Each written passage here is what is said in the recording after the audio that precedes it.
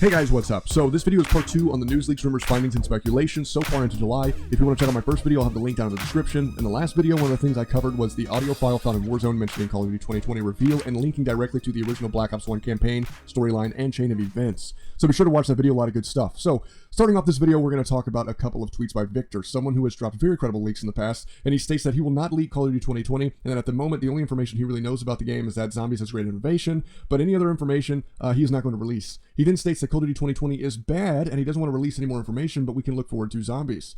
I know for a lot of people this was concerning, but we may never really know why he feels the game is going to be bad, especially with all the good information that we've got in the past, such as traditional minimap coming back, auto health regen unlike the stim regen from Black Ops 4, movement speed increase, no doors, limitless sprint, weapon movement being a little bit more fluid and quicker, everything aiming to make the game a more fast-paced shooter than Modern Warfare. But what was also leaked is that they will have 150 health like in Black Ops 2 and Black Ops 4. I can't really remember if it was in Black Ops 3, but even if it is, regardless, a lot of people have a problem with 150 health because they like a quick time to kill. And that may be where he is coming from when saying that he thinks the game is going to be bad, but we're just going to have to wait and see.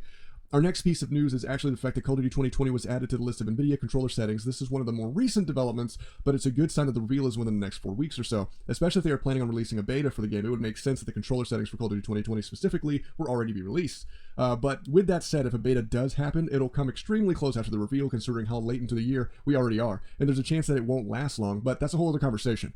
But speaking of a late start on a reveal or marketing campaign, we are now the furthest into a year than we've ever been waiting for a Call of Duty reveal. Over a month now past due. Now, the go-to answer, which is probably the most accurate answer, is the fact that Call of Duty 2020's handoff from Sledgehammer to Treyarch was apparently kind of messy. There was a few months of hiatus while they were figuring everything out, and there was a lot of things in the game they obviously had to redo and recreate from scratch, causing a late start for pretty much every aspect of the game development and release for 2020. But apparently, they've gone all this time without having a digital marketing director, or they recently lost a digital marketing director, and they have to replace them. Justin Taylor tweets this out 3 days ago, that they need someone to direct digital marketing for Call of Duty, and this is a month into the longest wait for a reveal in Call of Duty history. Now, it's not that marketing and advertising for the game and hinting at it hasn't already started, because it has. There's tons of hints throughout Warzone, including that leaked audio file that I talked about in my previous video, that is literally labeled Zeus Reveal, because Project Zeus is the codename for Call of Duty 2020. And this also doesn't mean that they haven't started prepping for digital marketing. They probably have all the things they need. They probably created templates. They probably even have like TV and billboard marketing campaigns lined up. They are ready to start up, but they need someone in charge to delegate that process. So I'm sticking to my assumption that within the next 4 weeks, we will have our reveal. Now, onto some really juicy stuff. Earlier in Season 4, we got a map, Trench, which has a bunker in it that you can open by putting in a code, but you can also put in another code which opens more doors on the inside, revealing a teddy bear dressed as a juggernaut wielding 2 miniguns that will annihilate your existence. But everybody got so caught up with all that nonsense, they didn't really take time to look around the room and actually observe. There are Easter eggs all over the place. You have a bunch of teddy bears sitting around a table, with a bunch of smaller stuffed animals playing war. One of them is dressed as Captain Price, but one of them is dressed as the mysterious woman from Black Ops 1.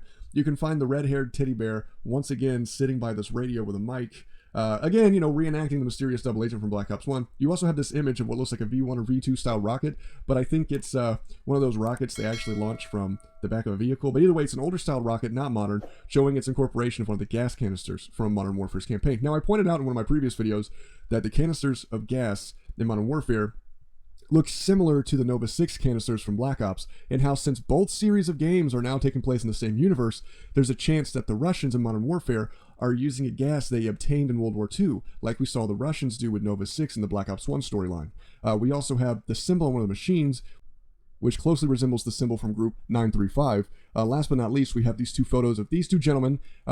They were not anywhere in the Modern Warfare campaign. Due to the attire and the type of photo, it seems to be late 50s, early 60s, which is the perfect era to match up with where the campaign will be in Black Ops 2020. I believe these two pictures are two of these three men, Hudson, Mason, or Frank Woods.